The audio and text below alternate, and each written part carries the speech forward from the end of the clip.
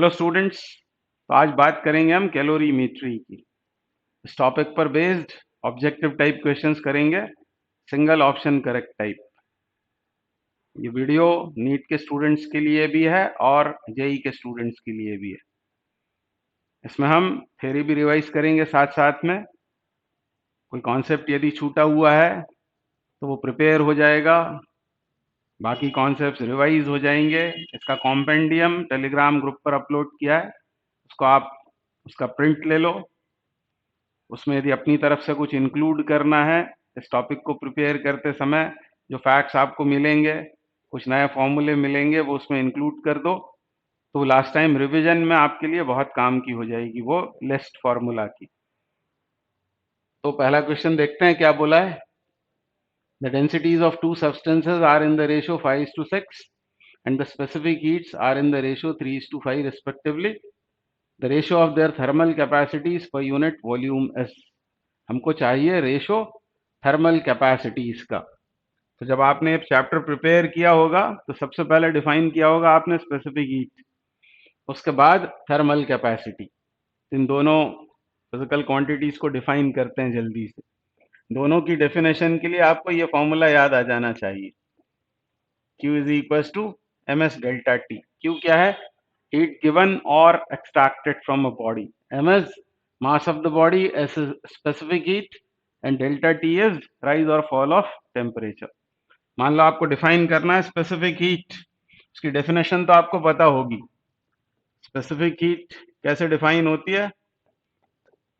Unit mass के temperature में unit rise करने के लिए जो अमाउंट ऑफ हीट रिक्वायर्ड होती है उसी को कहते हैं उस बॉडी के मटेरियल की specific heat. Heat required to raise the temperature of unit mass of a body by unit T। Unit mass के टेम्परेचर को यूनिट बढ़ाने के लिए जो अमाउंट ऑफ हीट रिक्वायर्ड होगी, मतलब मास को यहां कर देना है आपको 1। सीजीएस में काम कर रहे होंगे तो 1 ग्राम, एसआई में काम कर रहे होंगे तो 1 केजी, और डेल्टा टी को कर देना है 1, यानी 1 डिग्री सेल्सियस या फिर 1 केल्विन। तो स्पेसिफिक हीट डिफाइन हो जाएगी। यूनिट मास के टेम्परेचर को यूनिट राइज करने में जो अमाउंट ऑफ हीट रिक्वायर्ड होगी वही उसके मटेरियल की स्पेसिफिक हीट होती है। तो साथ साथ में ये भी रट लें कि स्पेसिफिक हीट ये मटेरियल की प्रॉपर्टी है, मतलब पानी की स्पेसिफिक हीट होगी, वो कुएं, तालाब या नदी की नहीं होती। कुआं, तालाब या नदी ये तो ऑब्जेक्ट्स हैं, ये होती है मटेरियल की प्रॉपर्टी स्पेसिफिक हीट। क्योंकि हर बार हमें यूनिट मास के टेम्परेचर को यूनिट राइज करना पड़ेगा, फिर वो पानी आप कहीं से भी लें, कुएं से लें या बाल्टी से लें या तालाब से लें, तो ये मटेरियल की प्रॉपर्टी है, यानी किसी बर्तन की नहीं होती। जैसे कैलोरीमीटर की नहीं होती, स्पेसिफिक हीट होती है कॉपर की।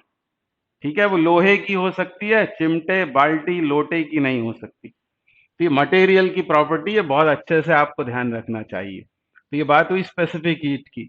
अब मान लो आपको थर्मल कैपेसिटी डिफाइन करनी है, क्या है उसकी डेफिनेशन? थर्मल कैपेसिटी होती है बॉडीज की प्रॉपर्टी। तो किसी बॉडी के टेम्परेचर को यूनिट राइज करना हो तो जो अमाउंट ऑफ हीट रिक्वायर्ड होगी उसको कहते हैं थर्मल कैपेसिटी। मतलब इसी फॉर्मूले में आपको डेल्टा टी को 1 सेट कर देना है। एम मास की बॉडी है, मान लो एम मास की बॉडी है और उसके मटेरियल की स्पेसिफिक हीट है मान लो एस।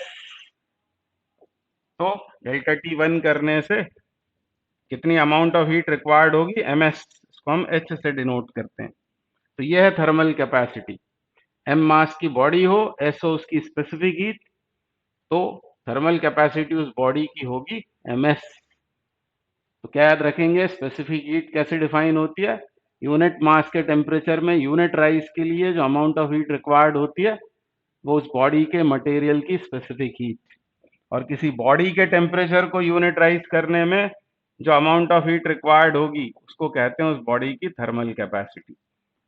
तो यह है थर्मल कैपेसिटी का फॉर्मूला। इसमें से एमएस को यदि हटा लें तो इसको आप क्या लिख सकते हैं? इस तरह भी लिख सकते हैं, क्यू अपॉन डेल्टा टी। मतलब ये भी थर्मल कैपेसिटी निकालने का तरीका हो गया। किसी बॉडी की थर्मल कैपेसिटी चाहिए तो उसको कुछ नोन अमाउंट ऑफ हीट देंगे और देखेंगे उसके टेम्परेचर में कितना चेंज आ गया। तो हीट गिवन अपॉन क्या करेंगे, राइज इन टेम्परेचर, तो भी हमको मिल जाएगी उसकी हीट कैपेसिटी। अब यूनिट्स क्या होंगी, जल्दी से रिवाइज कर लेते हैं। एस की यूनिट क्या होगी, तो इसमें से एस को एब्स्ट्रैक्ट कर लो। एस बराबर क्या होगा, Q upon M delta T. ठीक है, तो सीजीएस यूनिट लिखनी होगी तो क्या होगी, वो कैलोरी पर, यहाँ क्या आएगा, gram into degree Celsius, calorie per gram into degree Celsius. Unit से भी उसका मतलब समझ में आ रहा है। 1 ग्राम के टेम्परेचर को 1 डिग्री सेल्सियस बढ़ाने के लिए कितने कैलोरी रिक्वायर्ड होगी, वही है उस बॉडी के मटेरियल की स्पेसिफिक हीट। जैसे पानी की स्पेसिफिक हीट होती है 1 calorie per gram into degree Celsius, याद रखना चाहिए, ये पानी की स्पेसिफिक हीट है 1 calorie per gram into degree Celsius. अब ऐसा में यदि इसको लिखना है स्पेसिफिक हीट को तो क्या लिखेंगे, ऊपर आएगा जूल, नीचे केजी और यहाँ आएगा केल्विन, केजी -1 केल्विन -1, मतलब 1 किलोग्राम है यदि उस बॉडी का मास और उसके टेम्परेचर में 1 केल्विन का राइज हुआ है, तो जो अमाउंट ऑफ हीट जूल में रिक्वायर्ड होगी वही है न्यूमेरिकली स्पेसिफिक हीट के बराबर।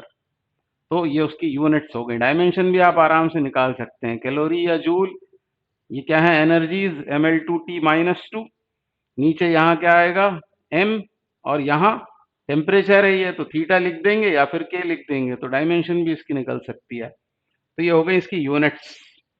और फिर ये याद रखना चाहिए कि पानी की स्पेसिफिक हीट होती है 1 calorie per gram into degree Celsius, और इसको जब आप एसआई में कन्वर्ट करोगे तो आएगी 4200 अप्रॉक्सीमेटली, कुछ कम होती है इससे, तो इतना भी याद रखें तो काम चल जाएगा, 4200 जूल पर केजी केल्विन। ठीक है, इसको याद रखना चाहिए, क्योंकि आपने कैलोरी को जूल में कन्वर्ट किया होगा। 1 कैलोरी होता है 4.2 जूल, ग्राम का बनाया होगा किलोग्राम, नीचे आया होगा 10⁻³ ऊपर जाने पर वो 1000 हो गया होगा, और change in degree Celsius change in kelvin के बराबर होता है, इसलिए उसको सिर्फ केल्विन लिख दिया आपने। तो पानी की स्पेसिफिक हीट होती है 1 calorie per gram into degree Celsius CGS में, और एसआई में कितनी होती है 4200 जूल पर केजी केल्विन। तो ये नहीं समझना चाहिए कि एसआई में वैल्यू बढ़ गई, न्यूमेरिकल वैल्यू सिर्फ बढ़ गई है, स्पेसिफिक हीट तो उतनी ही रहेगी क्योंकि वो मटेरियल की प्रॉपर्टी है। ठीक है, इसकी क्या होगी यूनिट, इसकी यूनिट यहां से निकाल लेंगे, कैलोरी पर डिग्री सेल्सियस, ऐसा बोल सकते हैं एसआई में, सॉरी सीजीएस में, और एसआई में क्या बोलेंगे, जूल केल्विन -1। डायमेंशन भी आराम से आ जाएगी, mL2T-2 ऊपर लिखना और यहाँ लिखना आप थीटा, और सॉल्व कर देना तो इसकी डायमेंशन निकल आएगी। तो ये थोड़ी सी थ्योरी हो गई। अब इस क्वेश्चन पर आते हैं। हमको रेशो किसका पूछा हुआ है, thermal capacities per unit volume, इस पर ध्यान देंगे। दिया क्या है हमें, डेंसिटीज दी हैं, स्पेसिफिक हीट्स का रेशो दिया हुआ है। करते हैं इसको, थर्मल कैपेसिटी का फॉर्मूला याद आ जाना चाहिए आपको, H=ms, ये याद आ जाना चाहिए, ये अभी रिक्वायर्ड होगा इस क्वेश्चन के लिए। अब मास क्या होता है, मास मतलब volume into density, volume into density into specific heat, इसी का रेशो हमको चाहिए। तो H1/H2 ये फाइंड आउट करना है, तो ये कितना होगा। अब वॉल्यूम्स तो दोनों बार क्या है, यूनिट वॉल्यूम है, पर यूनिट वॉल्यूम बोला है, मतलब दोनों बार ये 1 हो जाएगा, इसको छोड़ देते हैं। बस यहाँ लिखना चाहिए था V1/V2, पर वो रेशो 1 हो जाएगा। फिर आएगा डेंसिटी का रेशो D1/D2, और डेंसिटीज का रेशो दे रखा है 5/6, और फिर स्पेसिफिक हीट्स का रेशो, और वो कितना है, वो है 3:5, 5 कैंसल आउट हो गया, तो ये आ गया 1:2, and so option 2 is correct. तो ये इस क्वेश्चन का आंसर है। आगे बढ़ते हैं, तो अगला question, the thermal capacity of 10 gram of substance is 8 calories, the specific heat is in joule पर केजी केल्विन। तो दिखने में तो आसान क्वेश्चन है, देखते हैं सॉल्व करके। क्या बोला हमसे कि 10 ग्राम मास की एक बॉडी है और उसकी थर्मल कैपेसिटी है 8 कैलोरीज। इसका क्या मतलब है, हम जानते हैं हीट कैपेसिटी मतलब किसी बॉडी के टेम्परेचर को यूनिट राइज करने के लिए जो अमाउंट ऑफ हीट रिक्वायर्ड होती है। इसका मतलब 10 ग्राम के टेम्परेचर में यूनिट राइस के लिए 8 कैलोरीज की जरूरत होती है। ये बताया गया है हमको।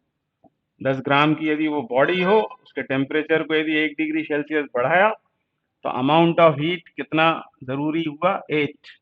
इतनी जरूरत पड़ी, 8 कैलोरीज पर डिग्री सेल्सियस, ऐसा लिखना पड़ेगा। इसको मान लो नहीं भी लिखें तो इससे भी समझ में आ रहा है। 8 कैलोरी पर डिग्री सेल्सियस मतलब 1 डिग्री सेल्सियस राइस के लिए 8 कैलोरीज। अब यूनिटरी मेथड से सोचें, क्योंकि हमको तो चाहिए स्पेसिफिक हीट। तो 10 ग्राम के टेम्परेचर को 1 डिग्री बढ़ाने में 8 कैलोरी लगती है, तो 1 ग्राम के टेम्परेचर को 1 डिग्री बढ़ाने में, क्योंकि स्पेसिफिक हीट होती है यूनिट मास के टेम्परेचर में यूनिट राइस के लिए अमाउंट ऑफ हीट रिक्वायर्ड। तो क्या करना पड़ेगा, इस 10 को ट्रांसपोज करना पड़ेगा उधर, तो ये हो जाएगा 8/10 calorie per gram into degree Celsius. ये आ गई स्पेसिफिक हीट। ये स्पेसिफिक हीट है, कितनी है, 8/10 calorie per gram into degree Celsius. Unit से भी पता लग रहा है, यूनिट से भी पता लग रहा है कि 1 ग्राम के टेम्परेचर को 1 डिग्री सेल्सियस बढ़ाने के लिए 0.8 कैलोरी की जरूरत है, यानी यह है उस बॉडी के मटेरियल की स्पेसिफिक हीट। पर हमको चाहिए किन यूनिट्स में, जूल पर केजी केल्विन। यहाँ कन्वर्ट करना पड़ेगा इसको, तो 8/10। अब कैलोरी का बनाएंगे, कैलोरी का बनाना पड़ेगा जूल, तो याद रखें 1 कैलोरी इज 4.2 जूल, है ना। 1 कैलोरी इज 4.2 जूल, मतलब कैलोरी ये सीजीएस यूनिट होकर भी लार्जर यूनिट है, लार्जर देन जूल। 4.2 जूल मिलेंगे तब एक कैलोरी बनेगा। तो कैलोरी भले ही सीजीएस यूनिट है पर लार्जर देन जूल है। और कैलोरी ये प्रैक्टिकल यूनिट भी है हीट एनर्जी की, ये भी आपको पता होगा। हीट एनर्जी को ही कहते हैं thermal energy. Calorie is CGS as well as practical unit of thermal energy और हीट एनर्जी। और 1 कैलोरी कैसे डिफाइन होता है, आप जानते होंगे, 1 ग्राम पानी के टेम्परेचर को 1 डिग्री सेल्सियस बढ़ाने के लिए जो अमाउंट ऑफ हीट रिक्वायर्ड होती है उसे ही कहते हैं 1 calorie. 1 calorie is the amount of heat required to raise the temperature of 1 gram of water by 1 degree Celsius. और वो टेम्परेचर लिमिट्स कौन सी होती हैं, 14.5 डिग्री सेल्सियस से 15.5 डिग्री सेल्सियस। और यही टेम्परेचर लिमिट क्यों लेते हैं, उसका कारण यह है कि अलग अलग टेम्परेचर लिमिट्स के लिए अलग अलग हीट रिक्वायर्ड होती है। अब पानी एग्जिस्ट करेगा फ्रॉम 0 to 100, अलग अलग टेम्परेचर लिमिट्स में अलग अलग हीट रिक्वायर्ड होती है, तो अलग अलग 1 डिग्री सेल्सियस बढ़ाएं।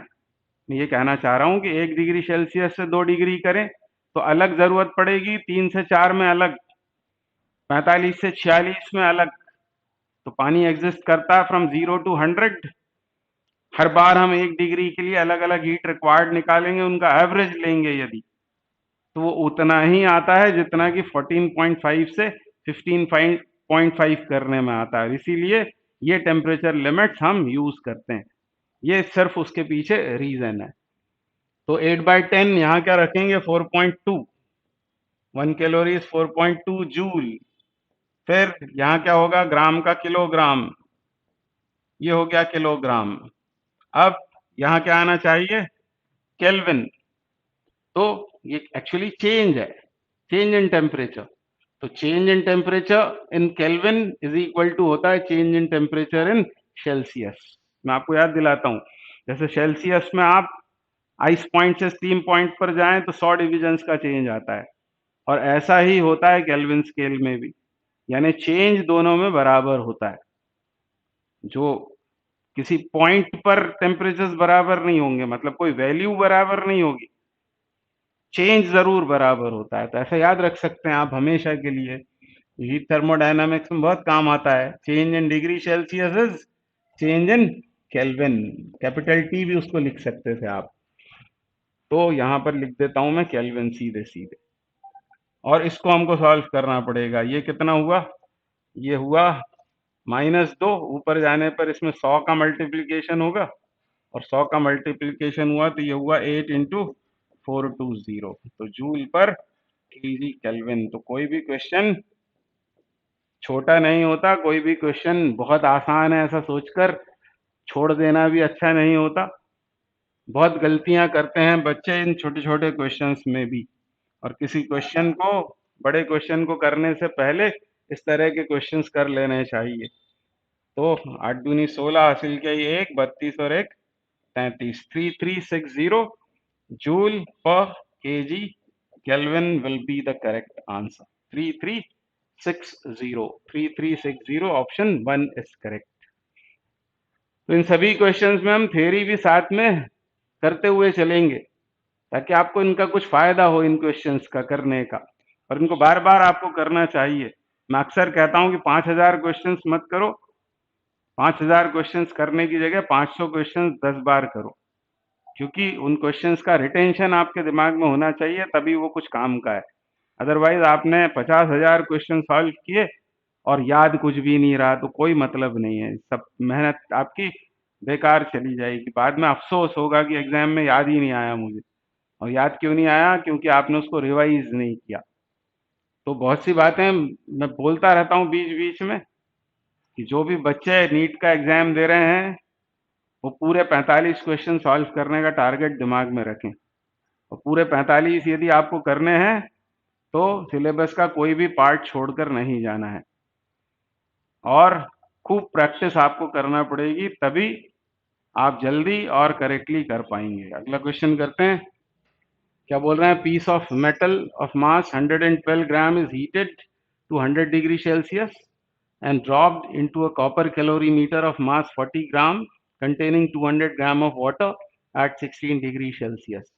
Neglecting heat loss, the specific heat of metal is nearly its equilibrium temperature reached is 24.1 degrees Celsius.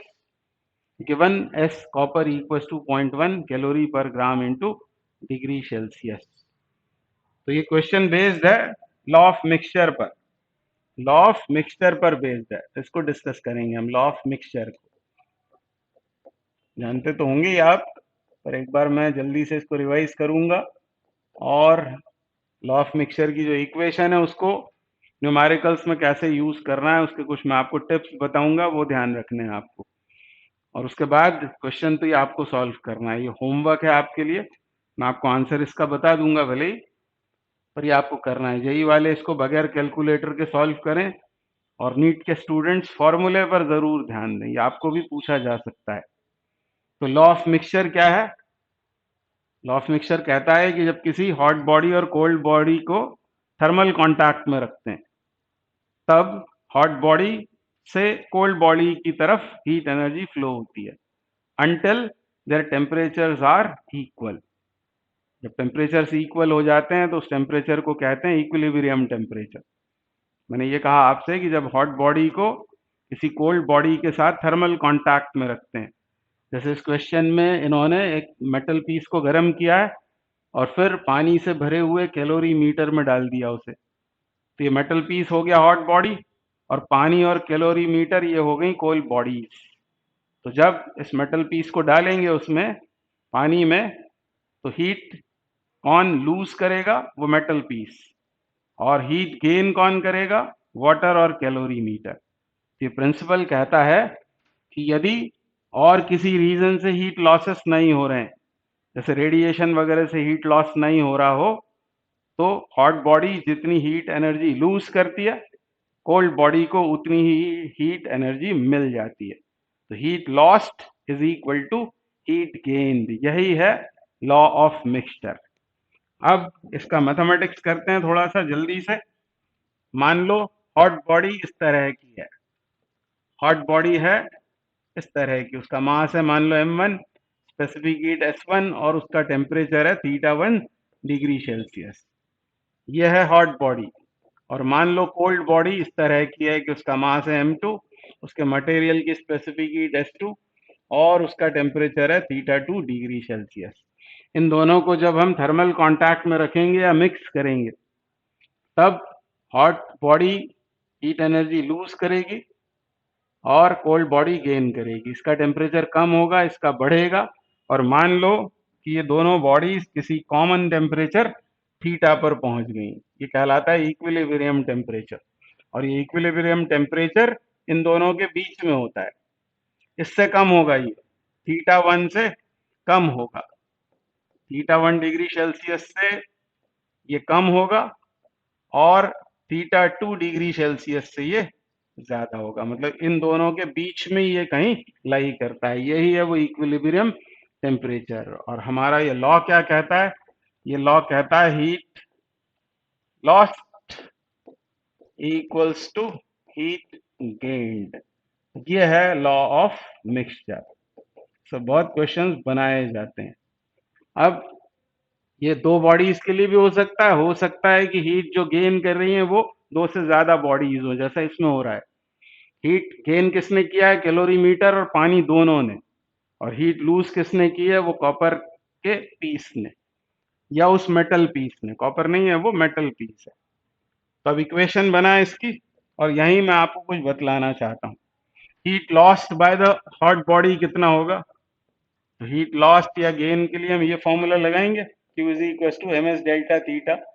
यही है हीट गिवन और extracted. M is mass, S is specific heat and delta theta is change in temperature. इसका mass कितना है hot body का? m1, specific heat s1, और उसके temperature में आई है कमी, थीटा 1 से वो थीटा हो गया। तो यहां लिखेंगे अपन थीटा 1 माइनस थीटा। और इधर हीट गेन्ड कितना होगा? तो मास कोल्ड बॉडी का m2, उसकी स्पेसिफिक हीट s2, और उसका टेम्परेचर बढ़ा है। कहां से कहां हो गया है वो? थीटा 2 से थीटा हो गया है। मतलब I should write theta minus theta 2 degree Celsius. ये इक्वेशन बनेगी ऐसी। अब जब भी आप लॉ ऑफ मिक्सचर लगाएंगे और हीट लॉस्ट और हीट गेन को LHS RHS में लिख रहे होंगे, तब इनको पॉजिटिव आना चाहिए या होना चाहिए। ये दोनों तो पॉजिटिव ही होते हैं, ये पॉजिटिव होगा इस केस में। Theta 1 is larger than theta, और इसमें theta is larger than theta 2। तो LHS RHS में लिखते समय इस बात का ख्याल रखना पड़ता है।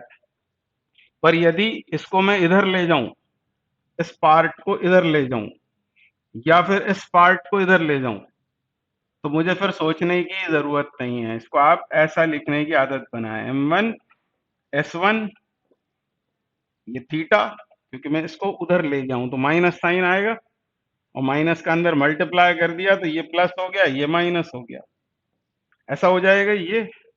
और ये तो ऑलरेडी है ही ऐसा। तो plus m2 s2 theta minus theta 2 equals to 0। और वैसे भी हीट लॉस्ट और गेन्ड का सम 0 होना ही चाहिए, क्योंकि हीट लॉसेस नहीं हो रहे हैं।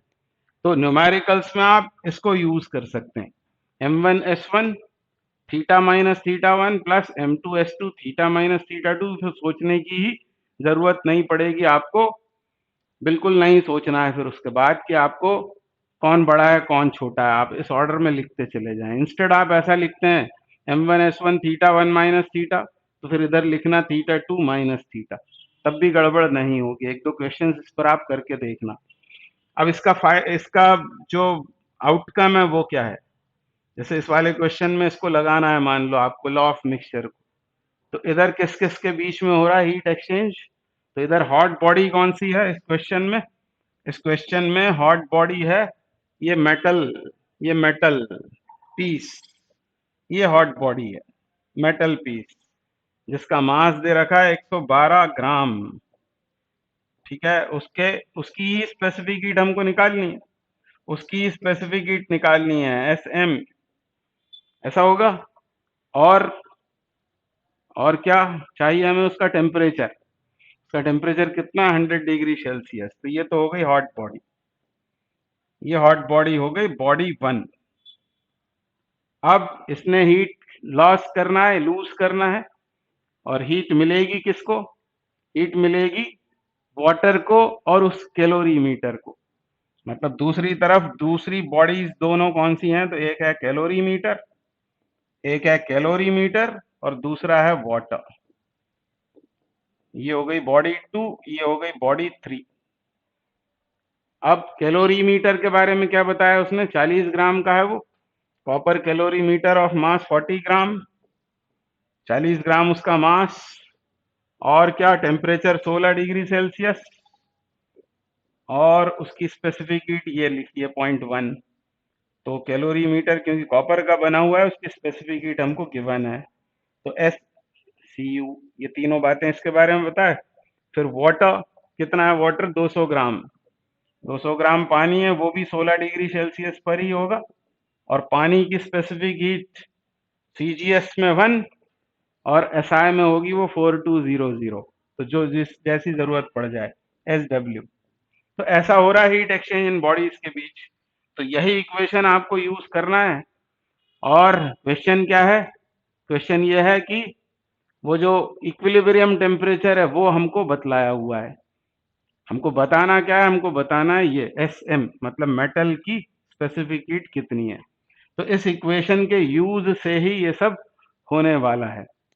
अब जैसे आप ये इक्विलिब्रियम टेम्परेचर निकालने का कोई क्वेश्चन आया सपोज आपको, तो भी यही लॉ ऑफ मिक्सचर हमको यूज करना है। इस वाली इक्वेशन से हम बात करेंगे, इस थीटा को हमें फाइंड आउट करना है। ध्यान देना, आप इस थीटा को फाइंड करना है, इक्विलिब्रियम टेम्परेचर।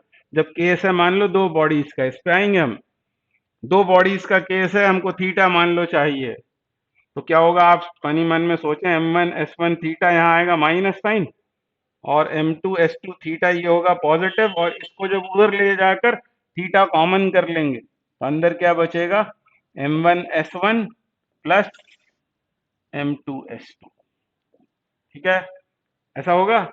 और यहाँ बचेगा m1s1 थीटा 1, m1s1 थीटा 1, और यहां से आएगा m2s2 थीटा 2, इसको हमने ट्रांसपोज कर लिया है, m2s2 थीटा 2, और हमें चाहिए था ये थीटा, तो थीटा बराबर क्या होगा, तो अब ये फॉर्मूला आपको रटना है, m1s1 theta 1 plus m2s2 theta 2, और मान लो एक और बॉडी हो तो कुछ नहीं, इसी तरह की इक्वेशन और आएगी उधर, तो ऐसा हो जाएगा ये m2m3s3 थीटा 3, और डिनोमिनेटर में हो जाएगा, क्या हो जाएगा डिनोमिनेटर में, ये तो न्यूमरेटर में आएगा, डिनोमिनेटर में ये आएगा m1s1 plus m2s2 plus m3s3 and so on, कितनी भी हो सकती हैं ये बॉडीज, ठीक है। बस ये फॉर्मूला यहाँ पर यूज होने वाला है, तो ये फॉर्मूला यदि याद आ गया तो वैल्यूज का सब्स्टिट्यूशन बड़े ध्यान से करना है आपको। मैं एक बार और लिखता हूँ ये फॉर्मूला, लॉ ऑफ मिक्सचर के बारे में मैंने आपसे ये कहा, क्या कहा मैंने आपसे, अब ये बातें ध्यान रखनी पड़ेंगी आपको, ये बातें ध्यान रखनी पड़ेंगी, और ये सवाल भी आपको कर लेना चाहिए, अच्छा सवाल है। तो जब भी कभी आपको लॉ ऑफ मिक्सचर लगाना है, लॉ ऑफ मिक्सचर की कोई प्रॉब्लम है और इक्वेशन बनानी हो आपको, तो क्या याद लाना आप, m1s1 उसके बाद क्या आता है, यदि आप LHS RHS वाला काम कर रहे हैं तो लार्जर टेम्परेचर माइनस स्मॉलर, पर यदि एक ही तरफ लिख रहे हैं तो कुछ भी लिख सकते हैं, थीटा 1 माइनस थीटा लिख देते हैं, plus m2s2 theta 2 minus theta, plus m3s3 theta 3 minus theta equals to 0, जैसे इस सवाल के लिए। और इसमें वो जो इक्विलिब्रियम टेम्परेचर है थीटा, वो सॉल्विंग के बाद क्या आता है, m1s1 थीटा 1, जैसे m1s1 थीटा 1 यहाँ क्या लिखेंगे आप, ये लिखेंगे m1 मतलब 112 ग्राम, यहाँ आएगा, तो किलोग्राम में कन्वर्ट आप कर सकते हो, इंटू 10⁻³ हो जाएगा। फिर S1 क्या हो जाएगा, तो वो SM जो हमको फाइंड आउट करना है, थीटा 1 क्या हो जाएगा 100 डिग्री सेल्सियस, ठीक है। फिर नेक्स्ट इज m2s2 थीटा 2, तो ये हो जाएगा 40 ग्राम, उसका किलोग्राम बना लिया, S कॉपर ये रख देंगे 0.1, और 16 डिग्री सेल्सियस, ये यहाँ आ जाएगा। आप चाहें तो मास को ग्राम में ही रहने दें, जरूरत नहीं है उसको बदलने की, क्योंकि ऊपर नीचे आप बदलेंगे भी मान लो केजी में तो वो ऊपर नीचे से कैंसिल हो जाएंगे वो मल्टीप्लीकेशन फैक्टर्स। फिर यहाँ क्या आएगा m3s3 थीटा 3, M3 S3 θ3। और नीचे क्या नहीं होता, ये वहां एग्जाम में भी याद आना चाहिए, थीटास नहीं होते, फिर वहां होता है सिर्फ M1 S1 plus M2 S2 plus M3 S3। ठीक है, ये फॉर्मूला अब हमको दिमाग में रखना है। अब इस क्वेश्चन में लगाएं इसको, जल्दी से करते हैं, फिर मैं आपको बता देता हूँ इसका आंसर भी। आंसर बता देता हूँ मैं, इसका आंसर आ रहा है 0.1943। 0.1943 ये वाला आंसर इसका करेक्ट है। तो बस इसमें अब सब्स्टिट्यूशंस करें हम, तो क्या होगा, थीटा कितना, theta is 24.1, 24.1 degree Celsius. M1 is 112 ग्राम में। S1 फाइंड करना है। Theta 100 degree Celsius plus M2 40, S2 S copper 0.1, ये वैसे भी रट लो आप, कॉपर का स्पेसिफिक हीट 0.1, वैसे वो 0.1 नहीं होता, 0.1 से थोड़ा सा कम होता है, पर न्यूमेरिकल्स में 0.1, क्योंकि ये गिवन नहीं था इस क्वेश्चन में, मैंने इसको इंक्लूड किया हुआ है। कि वैसे भी याद रखना चाहिए, पानी का 1 सीजीएस यूनिट्स में, और पानी से 1/10 होता है कॉपर का, यानी कॉपर का बहुत कम होता है। इन जनरल मेटल्स का स्पेसिफिक हीट बहुत कम और कंडक्टिविटी बहुत ज्यादा होती है। तो 40 इंटू 0.1, और क्या चाहिए अब, θ2 16 न्यूमरेटर में, प्लस तीसरा 200 ग्राम इंटू टेम्परेचर तो फिर 16 ही होगा, और पानी की स्पेसिफिक हीट, ये सब न्यूमरेटर में। डिनोमिनेटर में M1S1 112 SM, दो जगह आ रहा है SM, ध्यान देंगे, प्लस M2S2 40 इंटू 0.1, और M3S3 मतलब 200 इंटू SW। अब इन दोनों को ऐड करना, क्रॉस मल्टीप्लाई करके सॉल्व वॉल्व करने के बाद आपका ये आंसर आ जाएगा। होप आपको ये समझ में आया होगा, पर ये जब तक प्रैक्टिस में नहीं होगा आपके, तब तक ये किसी काम का नहीं है। इसको फॉर्मूला लिस्ट में भी इंक्लूड आपको कर लेना चाहिए। अगला क्वेश्चन करते हैं। Copper block of mass 500 gram and specific heat 0.1 calorie per gram into degree Celsius is heated from 30 to 290 degree Celsius. The thermal capacity of the block is, thermal capacity की बात हो रही है। हमने अभी फॉर्मूले पढ़े, H बराबर होता है या तो MS और या फिर delta Q upon delta T।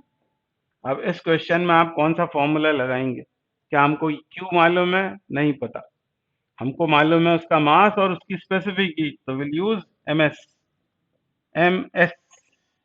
Unit भले इससे आता है, क्या आएगा, कैलोरी पर डिग्री सेल्सियस। तो ये ग्राम वाले तो आंसर हो नहीं सकते, या तो ये होगा आंसर या फिर ये वाला होगा। तो M कितना है, M है 500 ग्राम, 500 ग्राम की वो बॉडी है, और उसकी स्पेसिफिक हीट है 0.1 calorie per gram into degree Celsius, ग्राम into degree Celsius. Gram cancel out, क्या आ गया आंसर, 50 कैलोरी पर डिग्री सेल्सियस, 50 कैलोरी पर डिग्री सेल्सियस, यानी ये ऑप्शन करेक्ट हो जाएगा। आसान क्वेश्चन।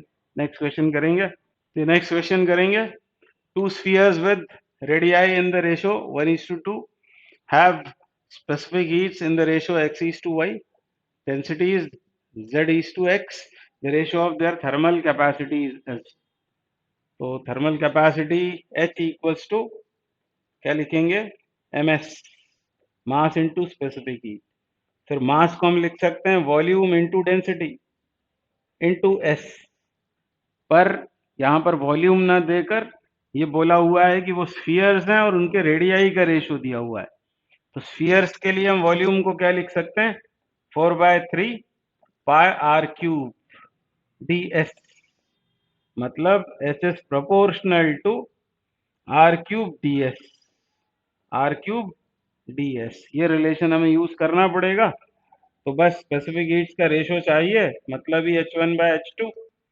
तो H1/H2 क्या होगा, R1/R2 होल क्यूब, R1/R2 मतलब 1/2 क्यूब्ड, यानी ये हो जाएगा 1/8। फिर डेंसिटीज का रेशो, डेंसिटीज का रेशो है z by X, z by X. और फिर स्पेसिफिक हीट्स का रेशो, स्पेसिफिक हीट्स का रेशो है x is to Y, X by Y. तो x कैंसिल आउट, तो z अपॉन क्या हो गया 8y, यानी h1 bye h2 equals to हो जाएगा z is to 8y, and so option 2 is correct. अगला क्वेश्चन क्या बोल रहे हैं, the specific heat of a substance is 0.09 calorie per gram into degree Celsius. Specific heat of a substance is 0.09 calorie per gram into degree Celsius. ये बात हो रही है कॉपर की, कॉपर के लिए याद रखो कि ये है उसकी स्पेसिफिक हीट 0.09 सीजीएस यूनिट्स में। The temperature is measured on Fahrenheit scale, the value of its specific heat in calorie per gram degree Fahrenheit.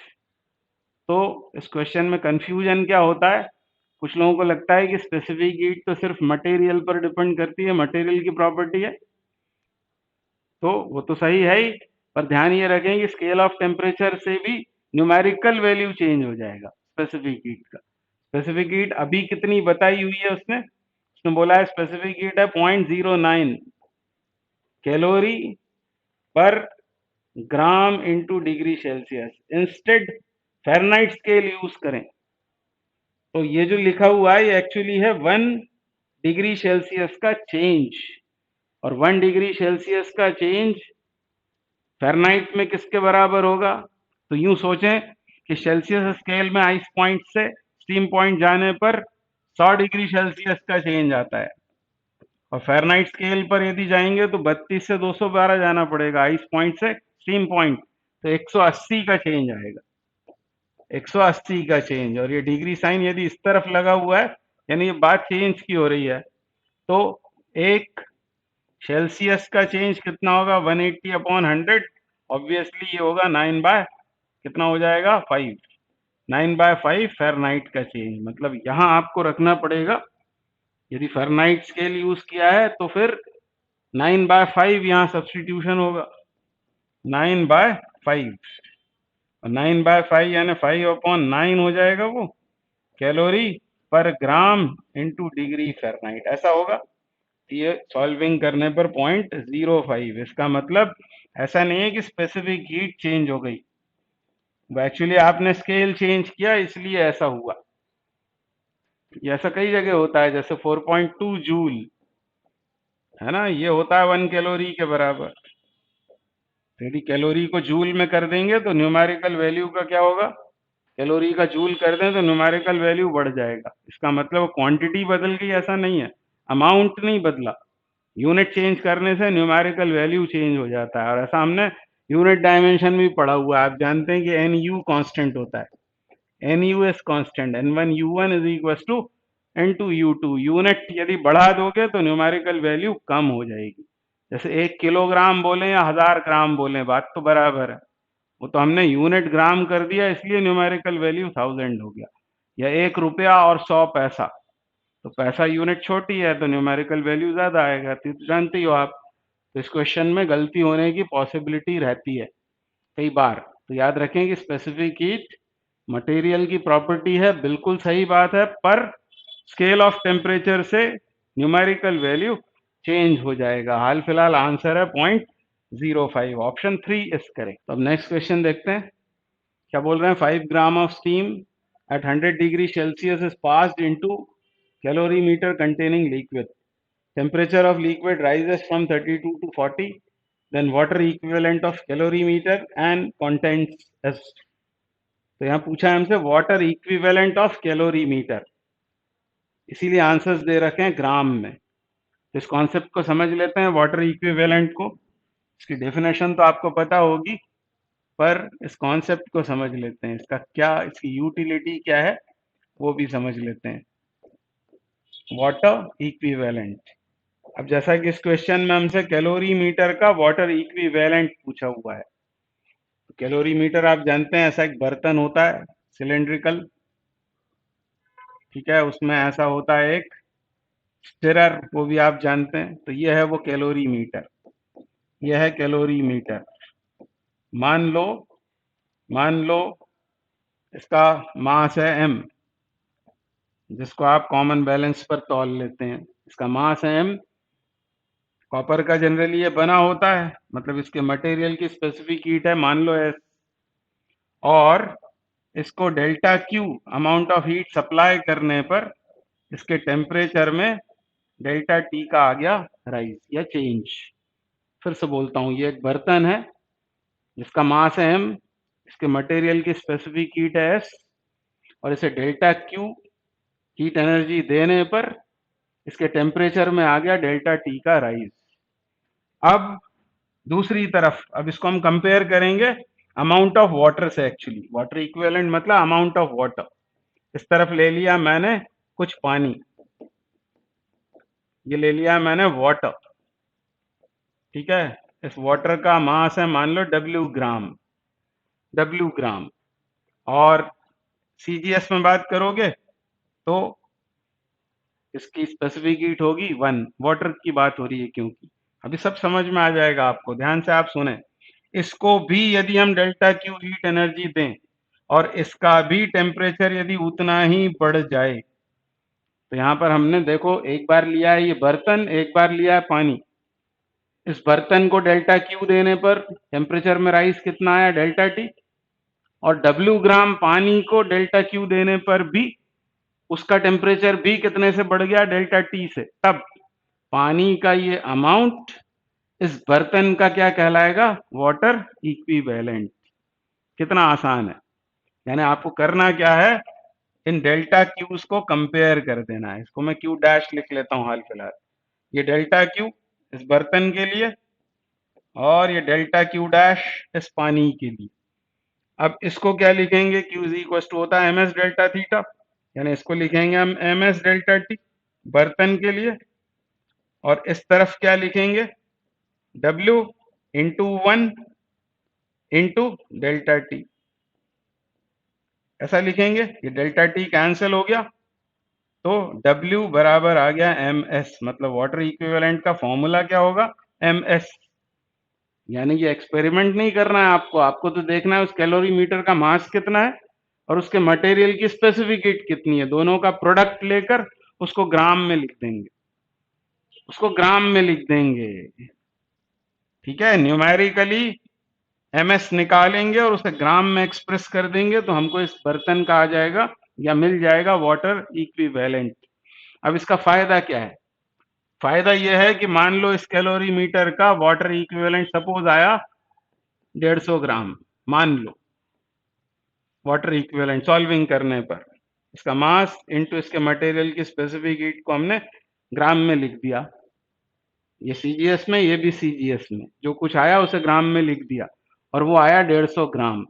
और अब एक्सपेरिमेंट करते समय मान लो हमने इस बर्तन में पानी भर दिया, पानी भर दिया, वो भर दिया सपोज हमने 75 ग्राम। फिर से बोलता हूं मैं, इस बर्तन का वाटर इक्विवेलेंट था 150 ग्राम, और इसमें फिल कर दिया 75 ग्राम ऑफ वाटर। तब हम ये बोलेंगे ही नहीं कि हमारे पास कैलोरी मीटर और वाटर है, ये हम बोलेंगे ही नहीं। हम तो बोलेंगे कि हमारे पास इन टोटल पानी है। कितना पानी है, तो 225 ग्राम पानी है, 150 प्लस 75, मतलब हमने इस कैलोरी मीटर को इक्विवेलेंटली पानी में एक्सप्रेस कर दिया है, पानी के फॉर्म में एक्सप्रेस कर दिया है।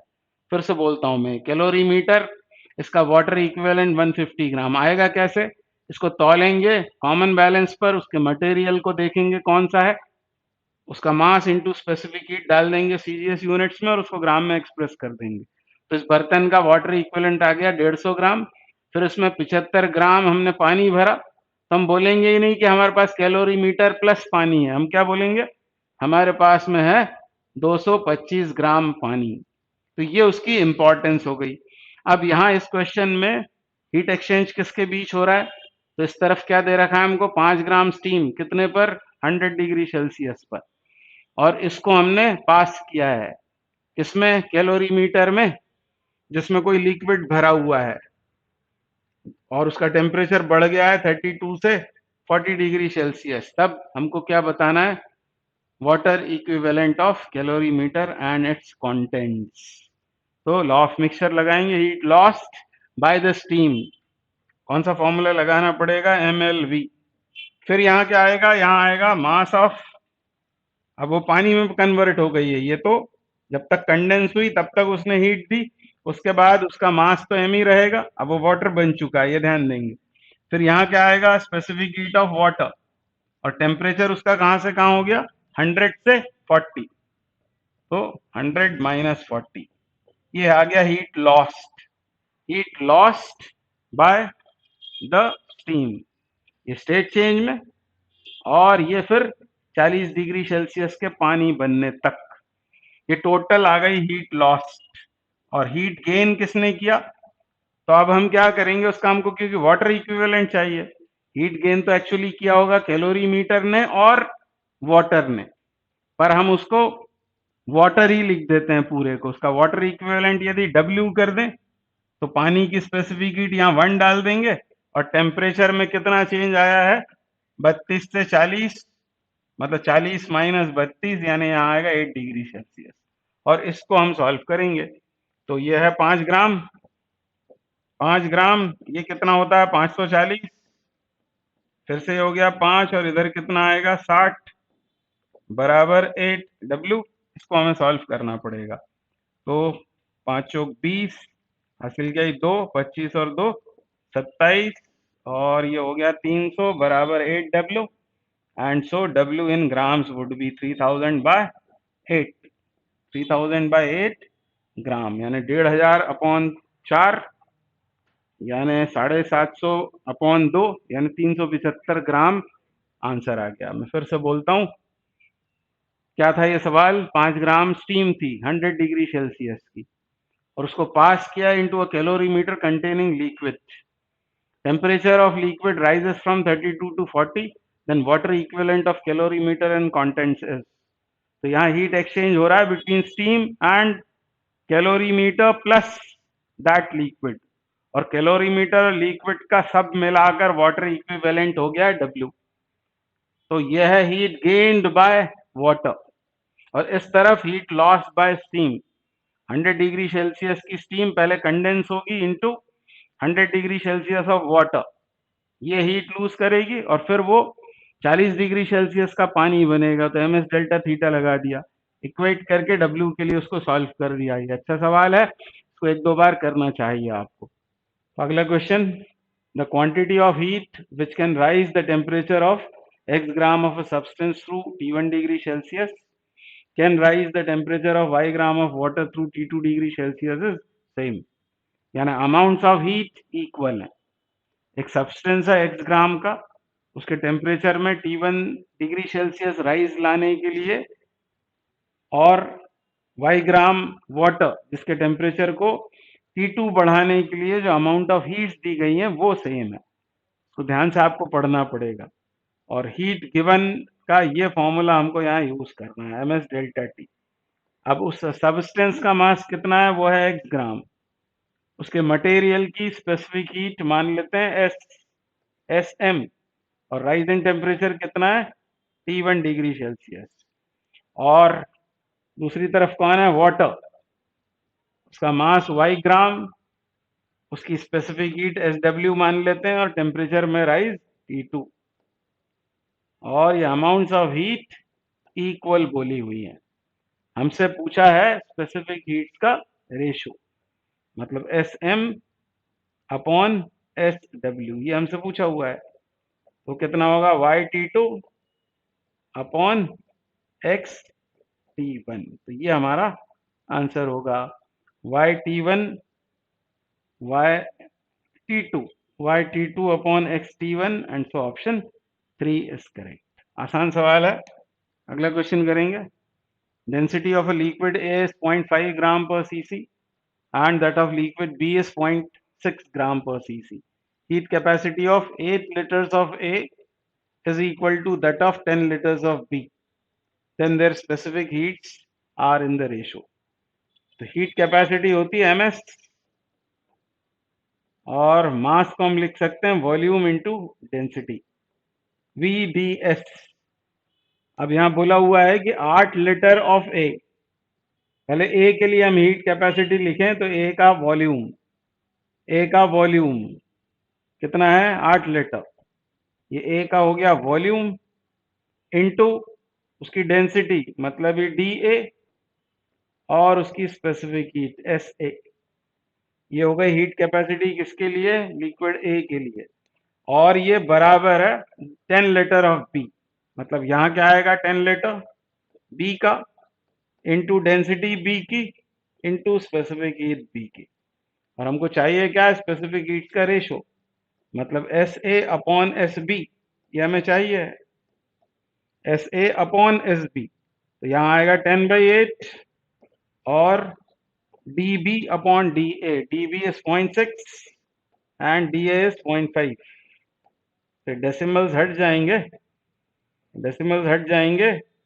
ये 2 बार कटेगा तो ये हुआ 12/8 और 12/8 का मतलब हो गया 3/2 एंड ऑप्शन 2 करेक्ट हो जाएगा। अगला question, question 10। Quantity of heat lost in condensation of 10 gram of steam eight 100 degree Celsius. तो बहुत ही आसान क्वेश्चन है। क्या जानते हैं आप? जब 100 डिग्री सेल्सियस की स्टीम कंडेंस होगी, कितनी है वो? 10 ग्राम। 10 ग्राम स्टीम 100 डिग्री सेल्सियस की जब 10 ग्राम पानी में कन्वर्ट होगी 100 डिग्री सेल्सियस की, तब हीट लॉस्ट वो कैसे निकालेंगे? स्टेट चेंज का हमको फॉर्मूला लगाना पड़ेगा, एम इंटू एल बी। मास कितना है? 10 ग्राम। और यहाँ आंसर्स में आप देख रहे हैं जूल में हमको वो फाइंड आउट करना है। कोई बात नहीं, पहले इसको रखते हैं हम 10 ग्राम और ये 540। ये क्या है? Latent heat of vaporisation 540 calorie per ग्राम। तो ग्राम कैंसिल आउट होकर ये जो कुछ आंसर आएगा ये आएगा किसमें? कैलोरी में पहले। पर हमको उसको जूल में एक्सप्रेस करना है। तो जूल में एक्सप्रेस करने के लिए 5400 कैलोरी का जूल बनाना पड़ेगा। मतलब 4.2 से इसको मल्टीप्लाई करेंगे तब ये जूल में आंसर आएगा। तो एक जीरो इसको दे दें तो ये बचा 42। 540 टाइम्स 42, इसको आपको सॉल्व करना पड़ेगा। तो 540 में 42 का मल्टीप्लाई करना है 42 का। तो ये कितना हुआ? 8, ये हुआ 10, 16 हासिल किया एक, ये हुआ 21। तो 22680 22680 22680 और 10 की पावर्स में एक्सप्रेस करेंगे। इस डेसिमल को इधर खिसकाना पड़ेगा, यानी हुआ 2.26। कितने प्लेसेस इधर ले जा रहे हैं? 4 into 10⁴ joule. This must be the answer, 2.26 into 10⁴ joule, and so option 2 is correct.